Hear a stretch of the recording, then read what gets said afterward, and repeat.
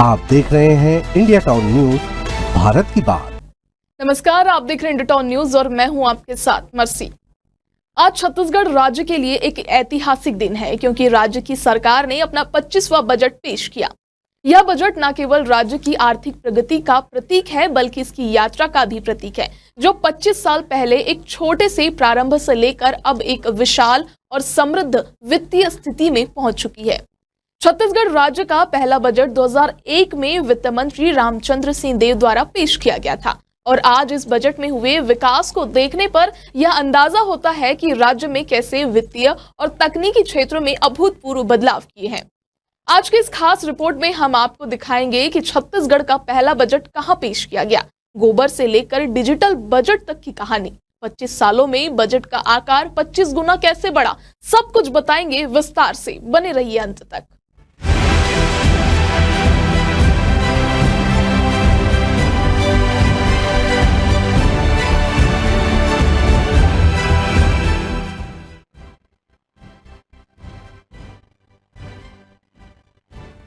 छत्तीसगढ़ राज्य का पहला बजट 2001 में पेश किया गया था और इसे बेहद साधारण तरीके से प्रस्तुत किया गया था।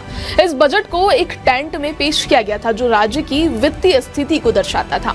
उस समय राज्य की आर्थिक स्थिति बहुत मजबूत नहीं थी और बजट में हर खर्चे पर कड़ी निगरानी रखी गई थी। वित्त मंत्री रामचंद्र सिंहदेव ने राज्य के लिए कड़ी आर्थिक नीतियां अपनाई थी और सरकारी धन का किसी भी प्रकार के दुरुपयोग को बिल्कुल भी बर्दाश्त नहीं किया था। उनका यह कठोर रवैया राज्य के हित में था। हालांकि इसके कारण उनके और सरकार के भीतर कई बार विवाद भी उत्पन्न हुए थे।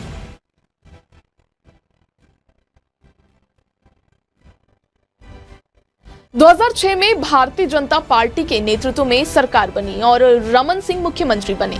इस दौरान वित्त मंत्रालय की जिम्मेदारी अमर अग्रवाल को मिली। हालांकि इस दौरान कुछ विधायकों ने रमन सिंह के खिलाफ मोर्चा खोल दिया था, जिसके परिणाम स्वरूप अमर अग्रवाल को अपनी कुर्सी गंवानी पड़ी। यह घटनाक्रम राज्य की राजनीति में उथल पुथल का कारण बना, लेकिन इसने यह भी साबित किया कि बजट को लेकर राज्य में हमेशा गंभीरता रही है और वित्तीय पारदर्शिता को सबसे ऊपर रखा गया है।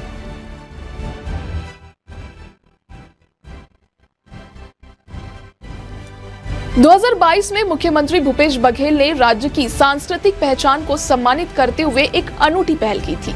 उन्होंने राज्य के ग्रामीण जीवन और पारंपरिक संस्कृति को महत्व देते हुए गोबर से बने ब्रीफ केस में बजट पेश किया। इस ब्रीफ केस को रायपुर के गोकुलधाम गौठान में गोबर से बनाया गया था और इसे तैयार करने में गोबर पाउडर, चूना पाउडर, मैदा, लकड़ी और ग्वार गम का उपयोग किया गया था। इस पहल से यह संदेश दिया गया था कि छत्तीसगढ़ राज्य ने न केवल अपनी पारंपरिक संस्कृति धरोहर को सहेजा है बल्कि पर्यावरण के प्रति अपनी जिम्मेदारी भी निभाई है।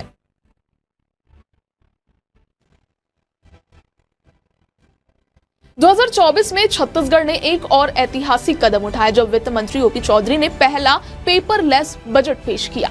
यह बजट डिजिटल माध्यम से प्रस्तुत किया गया जो राज्य में तकनीकी क्रांति के आवागमन का प्रतीक था।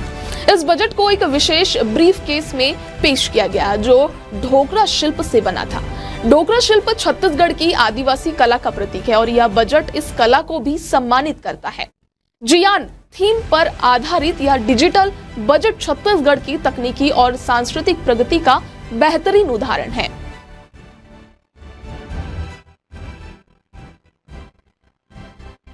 यदि हम छत्तीसगढ़ के 25 वर्षों के बजट की वृद्धि की बात करें तो यह बेहद चौंकाने वाली है। छत्तीसगढ़ राज्य बनने के बाद 2000 से 2001 में राज्य का पहला बजट 5,700 करोड़ रुपए का था। वहीं 2024 में अनुमानित बजट 1,60,000 करोड़ रुपए तक पहुंचने की संभावना है। इसका मतलब ये हुआ कि 25 वर्षों में राज्य का बजट 25 गुना बढ़ चुका है, जो राज्य की आर्थिक समृद्धि का प्रतीक है।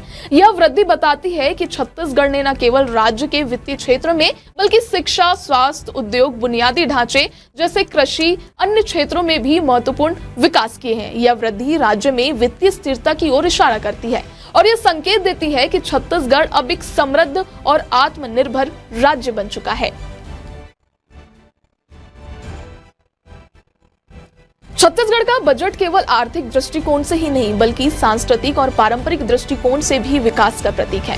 पहले टेंट में पेश किया गया बजट, फिर गोबर से बने ब्रीफकेस में पेश किया गया बजट और अब डिजिटल बजट। यह सभी पहलू इस बात के संकेत है कि छत्तीसगढ़ ने अपनी सांस्कृतिक धरोहर को सहेजते हुए प्रौद्योगिकी की दिशा में भी प्रगति की है। यह दिखाता है कि राज्य ने अपने ऐतिहासिक तत्वों और आधुनिक तकनीकी जरूरतों के बीच एक संतुलन बनाए रखा है।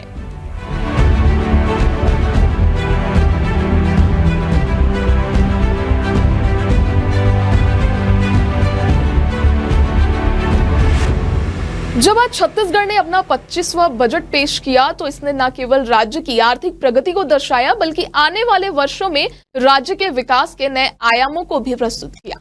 छत्तीसगढ़ ने अपनी यात्रा के दौरान न केवल आर्थिक सुधारों को अपनाया बल्कि उसने अपनी सांस्कृतिक धरोहर को भी सहेजा और आधुनिकता की ओर कदम बढ़ाया है।